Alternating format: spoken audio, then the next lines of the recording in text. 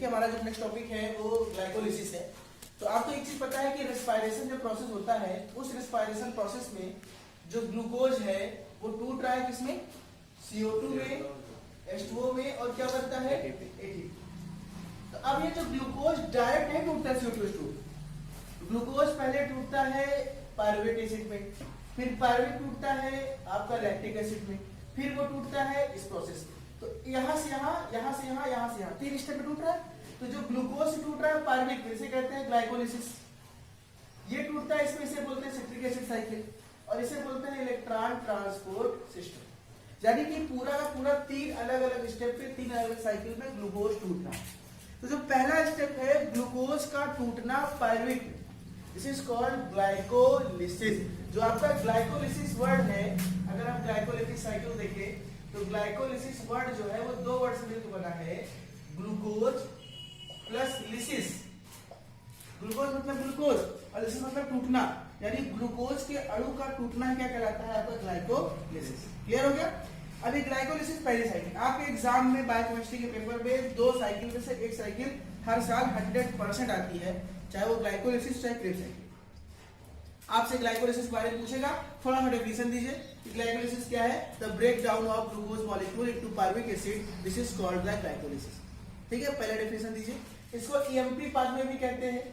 EMP pathway क्यों कहते हैं, क्योंकि इसमें 3 साइंटिस्ट थे, एमडेन, नेहरू, पार्सर। ठीक है ना, ये 3 साइंटिस्ट थे, इन लोगों ने अपने अपने नाम इसको बिल खोजा था, इसलिए इनके नाम से इसको EMP पाथवे भी कहा जाता है। बेसिकली ग्लाइकोलिसिस के नाम से ही पूछेगा। ठीक है, अब ये ग्लाइकोलिसिस हो क्या रहा है कि आपको मैं साइकिल जो बताने जा रहा हूँ, ये सिंपल साइकिल है, लेकिन आपकी पेपर में अगर आप बी फार्मा कर रहे हैं तो आपको उस पेपर में इनका स्ट्रक्चर जरूर बनाना पड़ेगा। 8 नंबर क्वेश्चन आएगा और स्ट्रक्चर बनाएंगे, फुल मार्क्स मिलेंगे। अगर आप डी फार्मा कर रहे हैं तो आपको जरूरत नहीं है इसको बनाने की, आप इसका भी आपका काम चल जाएगा। ठीक है, तो इसका स्ट्रक्चर आपको बनाना होगा। ग्लूकोज इसका स्ट्रक्चर आप बनाएंगे, फिर उसके 6वें नंबर में फॉस्फेट ग्रुप लगा देंगे, ग्लूकोज पर हो जाएगा। फिर उसमें क्या करेंगे, उसको आइसोमरेज करेंगे। ठीक है, तो वो हम स्ट्रक्चर भी डिस्कस करेंगे बाद में। फिलहाल ये साइकिल कैसे होती है इसको समझिएगा। देखो 2 चीज बहुत इंपॉर्टेंट होती है। साइकिल तो याद कर लेंगे, कहां पे एनर्जी इन्वॉल्व हो रही है, कहां पे ATP बन रहा है या कहां पे ATP टूट रहा है, वो स्टेप जानना बहुत जरूरी होता है। और एंजाइम कैसे याद करेंगे उसकी आपको जुगाड़ करना है। ठीक है, आपको एंजाइम, ये 2 चीज गलत नहीं होना चाहिए। स्ट्रक्चर आप बायोकेमिस्ट्री बनाते हैं तो आपके एंजाइम और ATP कहां पे बन रहा है ये गलत नहीं होना चाहिए, उसी से नंबर कट जाते हैं। अब देखो ध्यान समझो, पहला स्टेप क्या है, ग्लूकोज से ग्लूकोज 6 फास्फेट। एक चीज जान लीजिएगा कि जब भी किसी में फास्फेट ग्रुप लगाते हैं, किसी मॉलिक्यूल में फास्फेट ग्रुप लगाते हैं तो वहां काइनेज एंजाइम लगता है। कौन सा एंजाइम, काइनेज। ठीक है, और कहीं से फास्फेट ग्रुप निकालते हैं, जहां पहले लगा था वहां से निकाल लो, वहां पे डिहाइड्रोजिनेज लगाते हैं। क्या लगाते हैं, डिहाइड्रोजिनेज। ये 2 ट्रिक याद करो, मैं आपको समझता रहा हूं कि कहीं पे अगर फास्फेट ग्रुप लगा रहे हैं तो वहां पे काइनेज लगेगा, और फास्फेट ग्रुप निकाल रहे हैं तो वहां पे डिहाइड्रोजिनेज। अब देखो समझो, ग्लूकोज से ग्लूकोज 6 फास्फेट, यानी कि ग्लूकोज के पास फास्फेट नहीं था, लेकिन 6वें नंबर पर फास्फेट ग्रुप आ गया, यानी यहाँ पे फास्फेट ग्रुप लगा, यहाँ पे एंजाइम को लगा काइनेज। अब का जो एंजाइम के साथ एक खासियत और होती है कि एंजाइम के साथ जो ऊपर वाला मॉलिक्यूल है उसका भी नाम लिख दो, थोड़ा सा बड़ा हो। तो ग्लूकोज को हेक्सोज भी बोलते हैं, तो इसको हेक्सोकाइनेज या ग्लूकोकाइनेज भी लिख सकते हैं। अगर आप सिर्फ काइनेज लिखेंगे तो गलत नहीं, लेकिन अगर आप इसके साथ लिखें थोड़ा सा खूबसूरत लगेगा। इसको आप ग्लूकोकाइनेज या हेक्सोकाइनेज लिख सकते हैं कि ऊपर ग्लूकोज। अच्छा देखो भाई, आपको पता था कि एक ATP जब टूटता है ADP में तो एक IP फ्री होता है भाई, एडेनोसिन डाइफॉस्फेट मोनोफॉस्फेट। तो ये जो फास्फेट ग्रुप फ्री हो रहा है यही जाके जुड़ेगा। यानी जब भी हमको क्या करना होता है, कहीं फास्फेट ग्रुप जोड़ना होता है तो हमें एक ATP को तोड़ना भी होता है। एक ATP तोड़ते हैं, उसका एक फास्फेट निकालते हैं और जाके वहां पे चिपका देते हैं। यानी जो यहाँ से एक फास्फेट फ्री हुआ भाई, वो ATP से बना ADP, एक फास्फेट फ्री हुआ कहां जाएगा, उस पर जुड़ जाएगा। क्या हो जाएगा, ग्लूकोज 6 फास्फेट। अब देखो जो फंक्शन वही एंजाइम, ग्लूकोज 6 फास्फेट से बन रहा है फ्रक्टोज 6 फास्फेट। और आपको पता है ग्लूकोज फ्रक्टोज का फॉर्मूला सेम होता है, C6H12O6, बस ये दोनों एक दूसरे के आइसोमर हैं। एक में डिहाइड ग्रुप है, एक कीटोन ग्रुप है, यहाँ एंजाइम चलेगा आइसोमरेज। एंजाइम याद नहीं करना है, समझना है, आइसोमरेज। अब इसको चाहो और अच्छा लिखना तो आप लिख सकते थे ग्लूकोज 6 फास्फेट आइसोमरेज, यानी जो ऊपर लिखा उसी नाम लिख के हम इसको एंजाइम को बड़ा कर सकते हैं। या सिर्फ आइसोमरेज लिखें कोई दिक्कत नहीं। अब ग्लूकोज फ्रक्टोज 6 फास्फेट से फ्रक्टोज 1,6 बाइफास्फेट, यानी फास्फेट यहाँ पर एक था 6 नंबर पे लगा दिया। अब यहाँ पे 1,6 बाइफास्फेट यानी 2 फास्फेट ग्रुप लग गया, एक पहले नंबर पे एक छठवें नंबर, यानी यहाँ भी एक फास्फेट ग्रुप आने के लिए हमको एक एटीपी तोड़ना पड़ेगा एडीपी में, जो फास्फेट निकलेगा उसको यहाँ जोड़ेंगे, यहाँ पे एंजाइम कौन लगेगा, हेक्सोकाइनेज, या इसको हम बोल सकते हैं फ्रक्टोकाइनेज। यहाँ पे ये भी हेक्सोज ही होता है, इसको हम फ्रक्टोकाइनेज या हेक्सोकाइनेज या फ्रक्टोज 6 फास्फेट काइनेज कुछ भी लिख सकते हैं। एंजाइम रटना नहीं है, समझना है, ठीक है। और कहाँ एडीपी बन रहा है। अब देखो फ्रक्टोज 1,6 बाइफास्फेट 2 मॉलिक्यूल में टूट गया, एक डीएचएपी में डाइहाइड्रोक्सी एसीटोन फॉस्फेट, इसका नाम होता है डीएचएपी का डाइहाइड्रोक्सी एसीटोन फॉस्फेट, और दूसरा है ग्लिसरॉल्डिहाइड 3 फॉस्फेट। तो जब एक बड़ा मॉलिक्यूल 2 बड़े मॉलिक्यूल में टूट रहा है और किसमें टूट रहा है, एल्डिहाइड, तो ये एल्डिहाइड है, यहाँ हो गया एल्डोलेज, ठीक है। लेज लगता है टूटने के लिए, और टूट किस में रहा है, एल्डिहाइड में, इसलिए इसका नाम क्या हो जाएगा, एल्डोलेज। एंजाइम आपको नाम याद कैसे करना है। अब आगे कहानी समझते हैं, इसको छोड़ दो।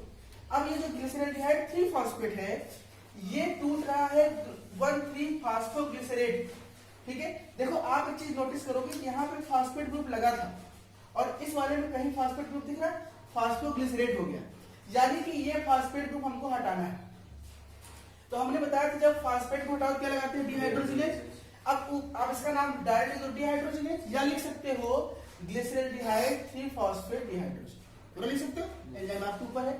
अच्छा, जब भी डिहाइड्रोजिनेज एंजाइम लगता है वहां पे NADP टूटता है NADPH, क्या टूटता है, NADP टूटता है NADPH में। इसका नाम आपने पढ़ा था कोएंजाइम्स में, पता है ना कोएंजाइम क्या होता है, NADPH, निकोसिनामाइड एडेनिन डाइफॉस्फेट, याद है। तो ये NADP टूटता है NADPH, ये आपको याद करना है, लिख के रखना है, एग्जाम में 100% आता है, ठीक है। उसके बाद देखो क्या हुआ, अब ये जो टूट गया 1,3 बाइफास्फोग्लिसरेट से, ये टूट रहा है 3 फास्फोग्लिसरेट। देखो 1,3 बाई से 3, यानी एक फास्फेट ग्रुप निकल रहा है, तो एक फास्फेट ग्रुप अभी वहां पे जुड़ रहा था, यहाँ पे निकल रहा था। तो जब जुड़ने के लिए ATP से ADP और निकलने के लिए ADP से ADP, अब यहाँ पे टूटेगा ADP से ATP, 2 ADP से क्या बनेगा, 2 ADP। यहाँ भी एंजाइम वाले काइनेज लगेगा, क्योंकि टूटने की बात हो रही है। तो इसको आप डायरेक्ट काइनेज लिख सकते हो, या लिख सकते हो यहाँ पे 1,3 फास्फोग्लिसरेट काइनेज। एंजाइम का नाम लोग रखते हैं, भूल जाते हैं। आपको मैं ट्रिक बता रहा हूँ, एंजाइम रटना नहीं है, बस स्टेप देखो और इसको से लिखो। काइनेज तो क्वालिटी है, आप पूरा नाम कैसे लिख सकते हो, 1,3 बाइफास्फोग्लिसरेट। जब भी पेपर में बनाना ग्लाइकोलिसिस 3-4 कलर पेन यूज करना, इसको लिखने के लिए अलग, एंजाइम लिखने के लिए इसके लिए अलग, तो 3-4 पेन यूज करेंगे तो समझ आ रहा है कौन पे कहाँ पे क्या है। और खूबसूरत ये आता जरूर 100% आएगा। ये काइनेज हो गया। अब 3 फास्फोग्लिसरेट से बन रहा है 2 फास्फोग्लिसरेट, 3 से 2, यानी जो पोजीशन था क्या था फास्फोट ग्रुप का, तो तीसरे से कौन चला गया, दूसरे पे। तो ये भी एक तरह से क्या है, म्यूटेशन, कन्वर्जन होता है ना, म्यूटेशन आइसोमेरेशन, क्या म्यूटेशन लगेगा, बस सिंपल से क्या म्यूटेट, क्योंकि स्ट्रक्चर और फंक्शनल ग्रुप बदल के वहां चला। अब देखो 2 फास्फोग्लिसरेट से बन रहा है फास्फोइनाल पायरुवेट, यहाँ पे स्ट्रक्चर पूरी तरह चेंज हो रहा है, फास्फोइनाल पायरुवेट बन रहा है। यहाँ पे एंजाइम लगेगा इनोलेज, याद रखिएगा। अब फास्फोइनाल पायरुवेट से पायरुविक एसिड, यानी यहाँ से फास्फो ग्रुप फिर से निकल गया। भाई फास्फो ग्रुप देखो केवल पायरुवेट बचा ना, तो फास्फेट ग्रुप हटाने के क्या करते हैं, हम एडीपी को बनाते हैं एडीपी, क्योंकि इस एडीपी, ये एडीपी है, इसका फास्फेट पाएगा तो 2 से 3 हो जाएंगे, क्या बन जाएगा, यहाँ 2 एडीपी से 3, और ये बन गया पायरुवेट। ये बहुत सिंपल सा है, ग्लाइकोलिसिस ये आता ही आता है, याद रखिएगा। लेकिन दूसरी बात कर रहा हूँ कि ये मैंने यहाँ पे स्ट्रक्चर डिस्कस नहीं किया, स्ट्रक्चर डिस्कस नहीं किया, सबसे आपको खुद से बनाना रहेगा। हम बात कर लेते हैं बायो एनर्जेटिक्स, ये बहुत इंपॉर्टेंट है। ग्लाइकोलिसिस की बायो एनर्जेटिक्स पूछी जाती है, इसको समझ लीजिए। बायो मतलब होता है कितना एटीपी बना और कितना एटीपी खर्चा। तो जैसे हम यहाँ पे स्टेप लिख लेते हैं, किस स्टेप पे क्या हो रहा है, यहाँ एटीपी गेन लिख दे रहे हैं और यहाँ पे लिख दे रहे हैं लॉस, कितनी एटीपी हमको मिल रही है और कितनी एटीपी हमारी खर्चा हो रही है, ठीक है। अब देखो कहाँ कहाँ एटीपी का यूज है, पहले स्टेप में। तो पहले स्टेप में हमको यहाँ पूरा लिखना पड़ेगा आपको, इससे अब देखो पहला स्टेप।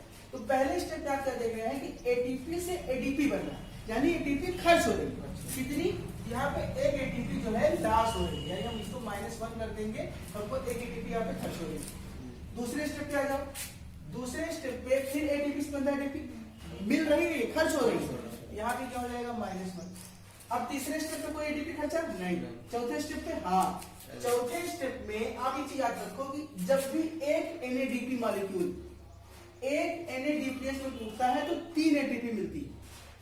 ये याद रखिएगा कि जब भी एक NADPH से NADP बनेगा 3 ATP, FAD बनेगा तो 2 ATP। इसको भी आपको याद रहेगा। तो देखो यहाँ पे तीसरे स्टेप में NADP से NADPH यानी 2 है, 1 से 3, 3 दूनी 6, यहाँ पे +6 ATP गेन हो रहा है। समझ में आया नहीं होना है? वो एक NADP मॉलिक्यूल जब NADPH टूटता है तो 3 ATP देता है। यहाँ 2 है, 2 3 कितना हो जाएगा 6। देखो पांचवें स्टेप पे आ जाओ, ये पांचवा स्टेप। यहाँ पे 2 ATP से 2 ATP बन रहा है, यानी हमको 2 ATP मिल रहा है। यहाँ पे क्या हो गया +2। पांचवें बाद छठे पूछ लेंगे सातवें पे। सातवें स्टेप पे देखो फिर सबको 2 ATP क्या है समझ आ गया। अब इसमें पूछता है कि टोटल कितने ATP इन्वॉल्व हो रहे हैं। क्वेश्चन 2 तरह पूछता है कंपटीशन एग्जाम में, आप तैयारी करोगे इसमें पूछेगा कितने ATP इन्वॉल्व हो रहे हैं। तो इन्वॉल्व कितने हो रहे हैं देखो 6, 2 8, 2 10 और 2